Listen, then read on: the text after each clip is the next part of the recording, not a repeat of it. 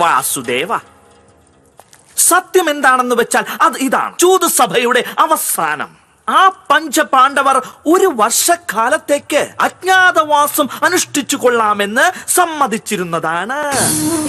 എന്നാൽ നമ്മുടെ പുത്രൻ ദുര്യോധനൻ 1 വർഷം പൂർത്തിയാക്കുന്നതിന് മുൻപേ തന്നെ അർജുനനെ കണ്ടെത്തിയതാണ്. ഞങ്ങൾ പാണ്ഡവർക്ക് വനവാസത്തിൽ നിന്ന് മോചനം നൽകുവാൻ തയ്യാറാണ്. എന്നാൽ അവർ യുദ്ധം ചെയ്യുവാൻ ശഠിക്കുന്നതിൽ നിന്ന് പിന്മാറേണ്ടതാണ്.